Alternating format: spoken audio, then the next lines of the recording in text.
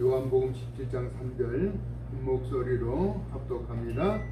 영생은 곧 유일하신 참 하나님과 그가 보내신 자 예수 그리스도를 아는 것입니다. 아멘. 오늘 읽은 본문의 짧은 한 절 말씀을 가지고 영생으로 가는 길이라는 제목입니다. 영생. 우리 인간은 누구나 영원히 살기를 원하죠. 그 길을 우리 주님이 가르쳐주고 죽지 않고 사는 일 가운데 영원히 사는 법은 이기는 것입니다. 이기는 것. 이기는 자에게 우리 주님이 약속하고 계시죠. 그러나 이기는 것은 세상과 같아서는 절대로 이기지 못합니다. 그것은 구별된 것이죠. 세상과 구별된 것을 거룩함이라고 말합니다. 그 비결은 죽어야 사는 것입니다. 오래 살려고 하는데 죽어야 한다. 예수님은 십자가에 죽임을 당하셨으나 그 죽음의 권세를 이기신 것이죠. 그러므로 거부할 수 없는 진실은 예수 그리스도라고 하는 사실입니다.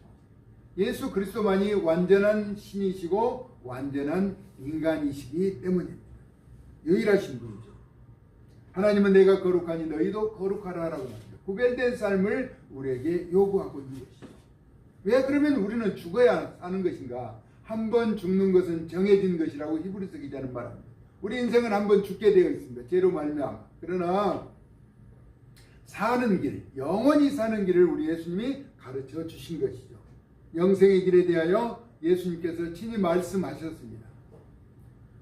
요한복음 17장은 예수님 자신을 위해서 기도하는 그런 내용이 소개되고 있는데, 영생은 참 하나님과 유일하신 하나님이죠. 세상에는 자기가 자칭 하나님이라고 불손한 행동을 하는 사람들이 많죠. 참 하나님, 유일하신 참 하나님과 그가 보내신 자 예수 그리스도를 아는 것이라고 말씀하고 있습니다. 그것이 영생으로 가는 길이라고 하는 것이죠. 아는 것이라고 하는 것은 우리가 듣고 보고 아는, 경험하는 짧은 지식으로 아는 것을 말하지 않습니다. 거룩하신 주님과 인격적인 만남을 이야기하는 것이죠. 다시 말하면 영적인 깊은 교제. 우리가 잘 아는 것처럼 사무엘 선지자는 나면서부터 성전에서 자라게 되죠. 엘리 제사장 밑에서 자라게 되는데, 어느 정도 나이가 되어서 여호와 하나님께서 그를 부르십니다. 사무엘아 사무엘아. 그러니까 하나님의 음성을 한 번도 듣지 못한 사무엘은 엘리 제사장에 가서 내가 여기 있나이다 라고 대답하죠. 엘리 제사장은 나는 너를 부르지 않았다. 가서 자라. 계속해서 또 사무엘아 사무엘아 여호와의 음성이 들리죠. 사무엘은 또 엘리 제사장에게 가서 내가 여기 있나이다. 왜 부르셨습니까? 라고. 나는 너를 부르지 않았다. 3번 그렇게 하죠. 그리고 이제 그때사 엘리 제사장은 아주 영적으로 눈이 어두웠죠. 몸은 비둔해 가지고 있으면서 영적인 분별력이 없었던 때였습니다. 사무엘의 어머니 한나가 성전에 와서 기도할 때 포도주를 끊으라고 하고 원한을 통해하는 그에게 왜 기도해야 하는지를 알지 못했던, 분별력이 없었던 사람이에요. 그래서 사무엘을 부르는데도 몰랐다가 나중에 사무엘에게 이야기를 하죠. 또 부르면은 종이 여가 있나이다 말씀하십시오 라고 여호와 하나님이 이제 부르신 것이라고 하는 것을 가르쳐주게 되는 것이라. 우리는 하나님이 우리를 부르셔도 어쩌면 사무엘과 같이 아주 영적으로 미수가 있거나 또 영적인 분별력이 없으면 하나님의 음성을 듣지 못한다는 것입니다. 하나님은 수없이 많은 자연 만물을 통해서 우리의 마음의 감동을 통해서 하나님이 우리를 부르시고 나타내 주시는데, 그것을 알고자 하는 것이 오늘 말씀을 통해서 하나님의 뜻을 분별하고자 한다는 것입니다. 영생은 참 하나님과 그가 보내신 자 예수 그리스도를 아는 것이라. 우리가 안다는 것은 지식과 경험에 반해서 아는 것이 아니라 인격적인 하나님을 만나자는 것입니다. 그래서 그분의 음성을 듣고 분별할 수 있는 분별력을 갖는 것이죠. 우리가 상대방을 안다는 것은 그 사람과 차를 한 잔 마시고 커피를 한 잔 마셨다고 해서 다 안다라고 말할 수가 없는 것이죠. 그래서 우리나라 속담에 그렇죠. 10길 물속은 알아도 한 길 되는 사람 속은 모른다라고. 사람을 잘 알 수가 없는 것이죠. 한두 번 만났다고 해서 또 텔레비전에서 한 번, 두 번 보았다고 해서 그 사람을 안다라고 이야기할 수는 없다라고 하는 것입니다. 왜냐하면 당시의 상황과 환경에 따라서 사람은 시시각각 변하게 되어 있습니다.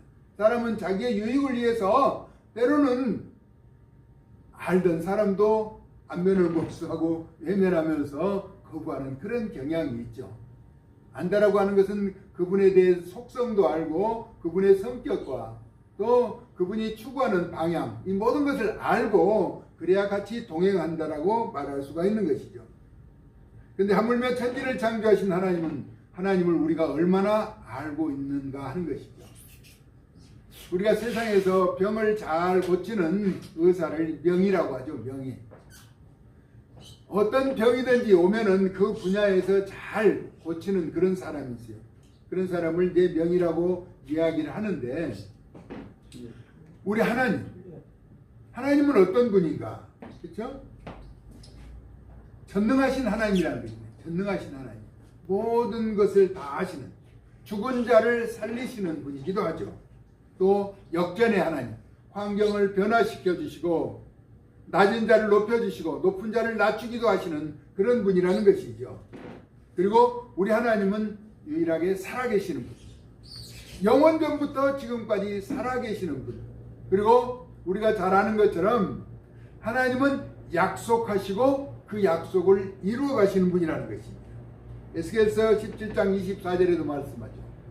하나님은 우리에게 말씀으로 약속하시고 그 말씀을 이루어 가신 하나님. 그래서 하나님은 전지전능하시고 무소부재하시고 모든 것이 가능하신 분이라는 것이죠. 그래서 하나님이 우리를 알아주신다면, 우리가 또 하나님을 제대로 안다면 우리는 구별된 삶을 살아갈 수가 있게 되는 것입니다. 그 길이 영원한 생명의 길이라고 하는 것입니다. 하나님의 속성은 공이죠. 공이라고 하는 것은 절대적인 가치를 갖습니다. 바람에, 환경에, 여건에, 인정에 흔들리지 않는다는 것입니다. 하나님의 공의로운 속성은 절대적인 가치를 갖기 때문에 죄악을 심판하실 수 있는 분이에요. 잘잘못을 가릴 수 있고 판단하실 수 있는 분이라고 하는 것입니다. 우리 예수님의 속성은 진리죠. 진리. 복음의 기쁜 소식, 복된 소식, 절대 변하지 않는 것입니다. 세상의 모든 것은 변해요. 꽃도 아름답게 꽃이 피어 있지만은 언젠가는 시들고, 그렇죠? 또 오래된 나무, 수백 년 된 나무도 이제 속이 다 비었다가 썩게 되고 잘라내게 되는 것이죠. 변한다는 것입니다. 저 어렸을 때 보니까 우리 동네에 큰 소나무와 수백 년 된 소나무와 또 느티나무가 있었어요. 몇 년 만에 가봤더니 그 나무를 다 베어냈더라고요. 이제 오래돼서 지탱할 수가 없는 그런, 변한다는 것이죠. 마을도 변하고 사는 사람들도 다 변하는 것이죠. 변하지 않는 분이 유일하신 분이에요. 복음이라고 하는 진리, 우리 예수님은 변하지 않는 속성을 가지고 계신다는 것입니다. 그 두 분의 하나님의 공의와 또 진리 가운데 우리의 마음을 주장하시는 성령, 늘 성령님은 우리에게 옳고 바른 길을 또 깨달아 알 수 있도록 은총을 베풀어 주신다라고 하는 것입니다. 그래서 그분의 뜨거운 사랑, 두터운 사랑은 절대 흔들리지 않고 변하지 않는 그런 가치를 우리에게 부여해 주시죠.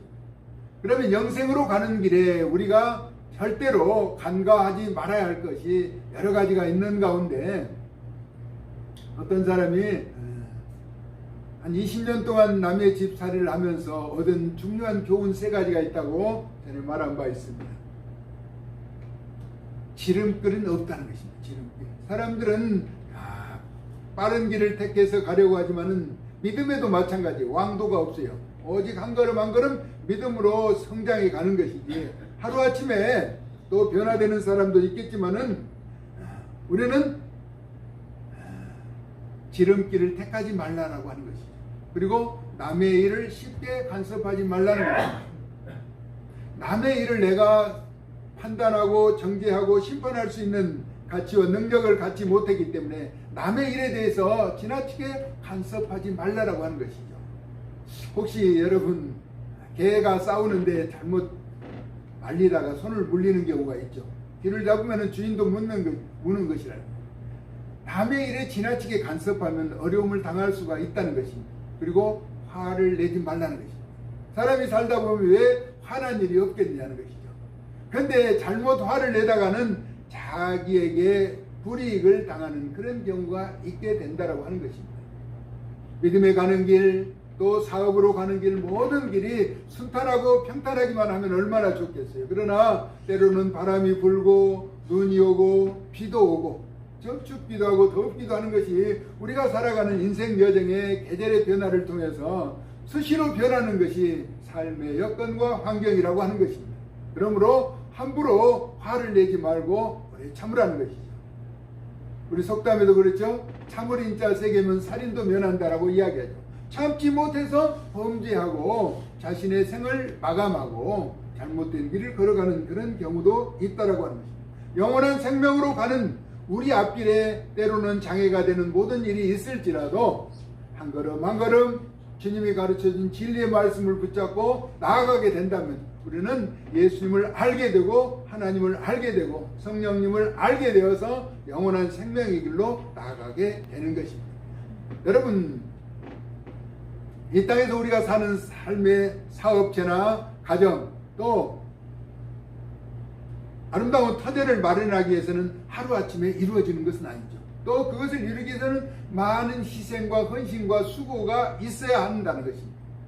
그런 것처럼 우리가 영원한 생명의 나라에 가는 것, 조건을 제시하죠. 진리의 말씀을 믿고 또 예수 그리스도를 구주로 영접하는 삶을 살아야 한다는 것입니다. 이 땅에서 우리가 지켜야 하는 것, 어떠한 가치 기준에도 변하지 않는 오직 예수 그리스도를 구주로 믿는 믿음의 길을 택해야 영원한 생명을 얻을 수 있게 된다라고 하는 것입니다.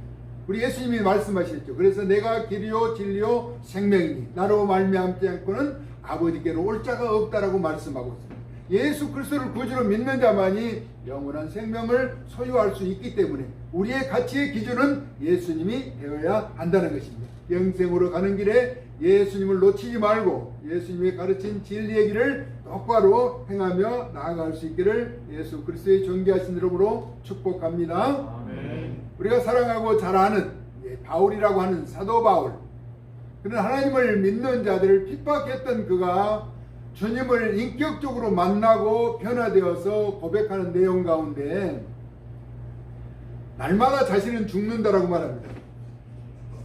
갈라디아서 2장 20절에 내가 그리스도와 함께 십자가에 못 박혔나니 그런즉 이제는 내가 산 것이 아니요 내 안에 그리스도께서 사신 것이라. 내가 육체 가운데 사는 것은 나를 사랑하사 나를 위하여 자기 몸을 버리신 하나님의 아들을 믿는 믿음 안에서 사는 것이라 라고 담대하게 고백하고 있습니다. 그리고 날마다 죽는다고 고린도전서 15장 31절에 말하고 있는데 죽은 자의 부활에 대해서 설명하는 가운데 이 말씀을 합니다. 형제들아 내가 그리스도 예수 우리 주 안에서 가진 바 너희에 대한 나의 자랑을 두고 단언하노니 나는 날마다 죽노라.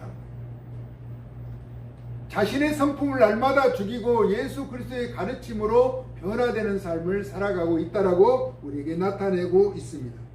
서두에 죽어야 사는 것이 영생의 길이라고 말씀한 바 있습니다. 에베소서 2장 1절에 보니까 그는 허물과 죄로 죽었던 너희를 살리셨도다. 예수님이 그렇게 하셨다라고 바울은 말하죠.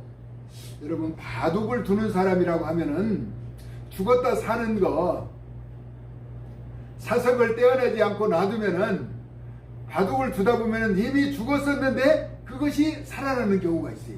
그렇죠? 죽어 있는 그 사석 때문에 다시 연결돼서 사는 것. 그래서 바둑은 죽었다가도 살고 살았다가도 죽기도 하는 것이 그런 것이죠. 죄로 죽었다라고 하는 것은 하나님과의 단절을 말합니다. 하나님과의 끊어진 관계를 말하는 것이죠. 그래서 우리는 죽을 수밖에 없다라고 말하는 것이 아니라 이미 죽었다라고 말합니다. 에베소 2장 1절에 그렇게 말해요. 그는 허물과 죄로 죽었던 너희를 살리셨도다라고. 수돗물도 마찬가지죠. 수돗물도 수도 호스가 끊어지면 물이 안 나오잖아요. 단절이라고 하는 것은 끊어진 상태를 말해요. 그런데 다시 이으면은 틀고 배관을 연결하면 물은 또 나오게 되는 것처럼, 죽었다라고 하는 것은, 우리의 죽었다라고 하는 것은 지금 이 생명이 그냥 완전히 죽어서 썩어진 것이 아니라 하나님과의 관계가 단절된 상태를 죽었다라고 말합니다. 그래서 죽을 수밖에 없는 것이 아니라 우리는 이미 죽었던 우리를 예수 그리스도를 통해서 살려주셨다라고 하는 사실을 기억할 수 있기를 바랍니다. 영원히 죽지 않는 분을 만나고 영생하시는 그분을 만나고 안다면 영생의 길로 가는 길이 되겠죠.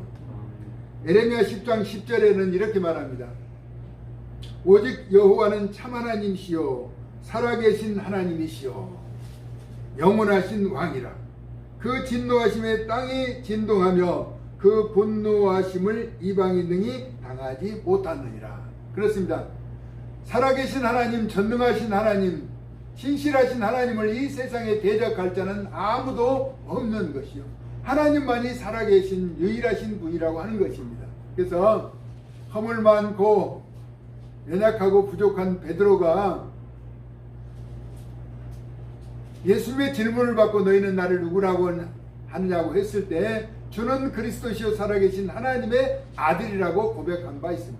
그렇습니다. 우리가 믿는 하나님은 늘 살아계셔서 우리와 함께 계시기 때문에 그분의 거룩한 주권을 인정하며 그분의 신실하심을 나타내는 삶을 살아간다면 우리는 놀라운 변화의 중심에 서게 된다는 것입니다. 왜냐하면 전지전능하신 하나님이 살아계셔서 우리의 삶의 모든 여정을 지켜보고 계시기 때문이라는 것입니다.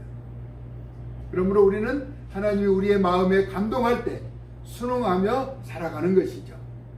하나님이 나에게 말씀하시는데 사무엘 어린 선지자처럼 알아듣지 못한다면 때로는 우리에게는 꿈으로, 비전으로, 환상으로 보여주신다는 것입니다. 나타내 주시는데 우리가 그것을 간과하게 된다면, 계속해서 가르쳐 주시다가 그것을 알아듣지 못하면 하나님은 다른 방법을 사용하시게 되겠죠. 오늘 본문에 영생은 참 하나님과 유일하신 우리 살아계신 여호와 하나님을 말씀하고 있습니다. 그가 보내신 자, 하나님이 보내신 아들 예수 그리스도를 아는 것이라 라고 말씀하고 있습니다. 여기에서 안다라고 하는 것은 앞에서 설명했던 것처럼 우리의 짧은 경험과 지식으로 아는 것이 아니라 인격적으로 만나는 것을 말씀한다는 것입니다. 여러분, 커피를 마셔본 분은 알죠? 커피는 마시면 쓰죠. 그렇죠? 마셔보지 않는 사람은 커피의 맛을 알 수가 없어요. 초콜릿은 어때요? 달콤하죠. 꿀도 마찬가지입니다. 먹어본 사람이 아는 것처럼 하나님을 인격적으로 만나야 하나님이 어떤 분인가를 알게 된다고 하는 것입니다. 하나님을 알기 위해서는 하나님의 말씀에 순응하며 그 말씀대로 따라 행하며 하나님의 뜻을 구하며 사는 것이죠. 우리 예수님은 이 땅에 오셔서 하나님의 뜻대로 사신 분이었어요. 죽는 것까지도 하나님의 뜻이었어요. 그래서 십자가에 자신을 내어달죠. 우리 주님이 십자가에서 고통을 호소하신 것은 육신을 입으셨고 또 하나님과의 관계가 단절되는 것을 그렇게도 안타까워하면서 엘리 엘리 나마 사박다니, 나의 하나님 나의 하나님 어찌하여 나를 버리셨습니까? 하나님이 외면하셨거든요. 왜냐하면 우리의 모든 죄를 대속하시기 위해서 하나님과 예수님의 관계가 단절됐다는 거예요. 그래서 그렇게 부르짖어도 우리 하나님은 외면하셨어요. 죽어야 사는 길이기 때문에 우리의 모든 죄악을 짊어지고 십자가에 죽으셔야 했기 때문에 하나님은 그렇게 애절하게 부르는 예수님의 부르짖음을 외면하셨다가 그 죽음의 권세에서 다시 살리셔서 영화로운 보좌에 앉게 하십니다. 하나님의 공이라고 하는 것입니다. 하나님은 죄를 용서하실 수 없는 분이에요. 그래서 사랑하는 아들이라도 내어주어서 죄를 짊어지게 하신 분이 여호와 하나님이라고 하는 사실. 그러므로 우리는 하나님이 어떤 분인가를, 공의로우신 하나님을 잘 알고 믿음으로 나아가서 영생의 길에 하나님의 기쁨과 영광을 나타내는 구별된 자녀들로 세워져 갈 수 있기를 사랑 많으신 예수 그리스도의 존귀하신 이름으로 축복합니다. 아멘. 그래서 우리는 이 땅에서 죽는 것, 내가 낮아지는 것, 겸손해지는 것 두려워할 필요가 없어요. 하나님은 낮은 자를 높여주시는 것이죠. 역전의 하나님이요. 하나님은 위대하신 분이 환경을 바꿔주시는 분. 아무리 높은 자라도 때로는 낮춰주시죠. 아주 낮은 곳까지 내려가게 하시는 분이에요. 그래서 우리 하나님은 신실하신 분이에요. 하나님의 공의에 합당한 자는 어떠한 경우에라도 하나님은 높여주시고 위대하게 만들어 주신다는 것이죠. 하나님의 마음에 합한 다윗, 네가 어디를 가든지 내가 너와 함께 있어 내 앞에 있는 모든 대적을 물리쳤은즉 세상에 존귀한 자 이름같이 내 이름을 존귀케 만들어주리라. 그래서 다윗은 죽어서도 많은 사람들이 찾는 하나님의 마음에 합한 사람으로 남을 수 있게 된 것이죠. 우리의 믿음의 아름다운 족적을 남겨서 또 대대로 자녀손들이 예수님을 잘 믿고 믿음의 의로운 길을 행하여 영생의 복을 누리는 존귀한 자, 아름다운 가문을 형성해가는 주인공들 되어질 수 있기를 예수 그리스도의 거룩하신 이름으로 축복합니다. 하나님 우리에게 영생의 길을 가르쳐 주심을 감사합니다. 하나님 죽어야 사는 것이 영생의 길인 것을 우리로 하여금 깨달아 알게 하여 주시고 예수 그리스도를 통해서 영원한 영광의 나라를 소유하며 믿음으로 나아갈 수 있도록 도와주시게 우리 앞길 가로막는 모든 사단의 악행이 떠나가게 하여 주시고 시온의 대로가 열려지게 하여 주시고 믿음의 존귀한 자로 하나님의 큰 기쁨을 나타내는 구별된 삶을 살아가게 하여 주시옵소서. 사랑 많으신 예수 그리스도의 존귀하신 이름으로 축복하고 기도 올리옵나이다. 아멘.